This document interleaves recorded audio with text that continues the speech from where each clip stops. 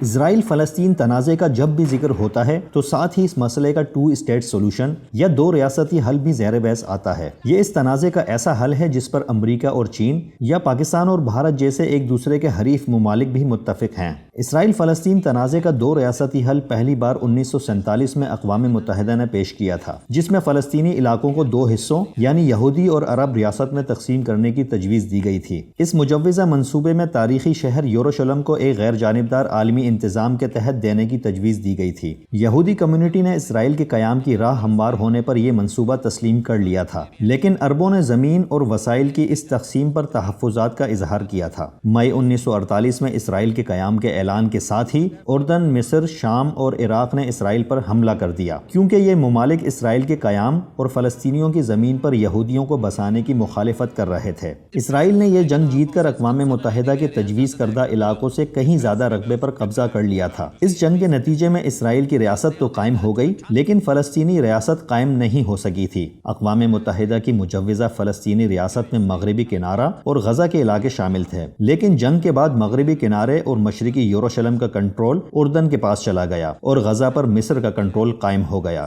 جنگ میں جو علاقے اسرائیل کے قبضے میں چلے گئے تھے، ان علاقوں میں بڑی تعداد میں عرب آباد تھے، جنہیں اس جنگ کے نتیجے میں اپنا گھر بار چھوڑنے پر مجبور ہونا پڑا۔ ان میں سے بہت سے لوگ غزہ اور دیگر عرب ممالک کی طرف نقل مکانی کر گئے۔ فلسطینی اپنے علاقوں سے اس بے دخلی کو نکبہ یا تباہی کہتے ہیں۔ 1967 میں عرب ممالک اور اسرائیل کی ایک اور جنگ ہوئی، جس میں عرب ممالک کو ایک بار پھر شکست کا سامنا کرنا پڑا۔ 6 روز تک جاری رہنے والی اس جنگ میں اسرائیل نے مغربی کنارے، غزہ اور مشرقی یروشلم پر بھی قبضہ کر لیا۔ اس طرح مجوزہ فلسطینی ریاست کے تقریباً تمام ہی علاقے اسرائیل کے کنٹرول میں چلے گئے۔ اس جنگ کے بعد بھی لاکھوں فلسطینیوں کو اپنی آبائی زمینیں چھوڑ کر نقل مکانی کرنا پڑی۔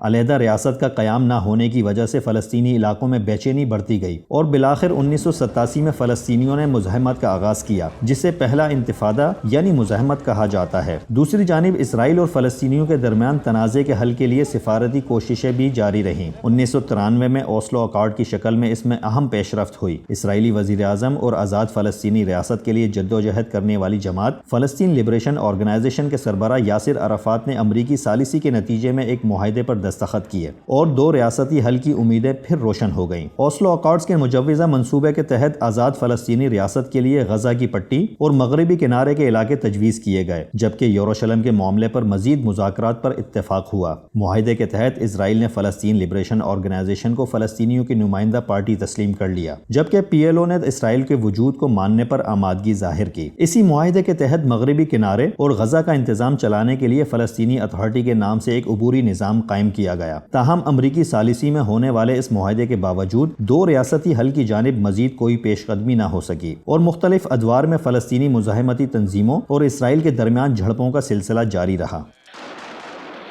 وقت گزرنے کے ساتھ ساتھ 2 ریاستی حل پر عمل درآمد کی راہ میں اور بھی کئی رکاوٹیں پیدا ہو گئیں۔ 2 ریاستی حل کے باوجود اسرائیل اور فلسطین کی سرحدوں کے تعین اور ایک دوسرے کے علاقے میں رہنے والے اسرائیلی اور فلسطینی باشندوں کی قانونی حیثیت کے معاملے پر اب بھی ابہام پایا جاتا ہے۔ اسرائیل کی جانب سے مغربی کنارے میں یہودی بستیوں کی تعمیر نے بھی 2 ریاستوں کے قیام کو مزید مشکل بنا دیا ہے۔ اور پھر ایک اہم مسئلہ یروشلم کا بھی ہے، جس پر فریقین میں سب سے زیادہ اختلاف رائے پایا جاتا ہے۔ اسرائیل دعویٰ کرتا ہے کہ پورا یروشلم اس کا حصہ ہے، جبکہ فلسطینی مشرقی یروشلم کو اپنی مجوزہ ریاست کا دارالحکومت بنانا چاہتے ہیں۔ وقت کے ساتھ ساتھ اسرائیل اور فلسطینیوں میں بھی 2 ریاستی حل کے بارے میں اختلافی آوازیں توانا ہو رہی ہیں۔ اسرائیلی وزیر اعظم بنیامین نیتن یاہو نے 2 ریاستی حل پر عمل درآمد کو مزید کئی ایسے سخت اقدامات سے مشروط کر دیا ہے جو فلسطینیوں کو کسی صورت قبول نہیں۔ اس کے علاوہ اسرائیل میں دائیں بازو کی بہت سی جماعتیں بھی 2 ریاستی حل کی مخالف ہیں اور چاہتی ہیں کہ اسرائیل مغربی کنارے کو بھی قبضے میں لے کر 2 ریاستی حل کو مکمل طور پر خیر بات کہہ دے۔ دوسری جانب مغربی کنارے پر کنٹرول رکھنے والی فلسطینی اتھارٹی کے صدر محمود عباس 2 ریاستی حل کے حامی تو ہیں اور عالمی برادری پر اس حوالے سے زور دیتے رہے ہیں، لیکن 2 ریاستی حل پر کوئی پیش رفت نہ ہونے کی وجہ سے خود وہ بھی گزشتہ کئی سال سے اس معاملے پر اپنی مایوسی کا اظہار کر رہے ہیں۔ ادھر غزہ میں برسر اقتدار حماس اسرائیل کے قیام کو ہی غیر قانونی قرار دیتی ہے۔ گزشتہ 30 برسوں کے دوران اس 2 ریاستی حل پر عمل درآمد کے لیے مذاکرات کے کئی ادوار ہو چکے ہیں، لیکن حماس اور اسرائیل کی حالیہ جنگ کے بعد اور اس تنازع کی پیچیدگیوں کی وجہ سے 2 ریاستی حل کے راستے میں حائل رکاوٹیں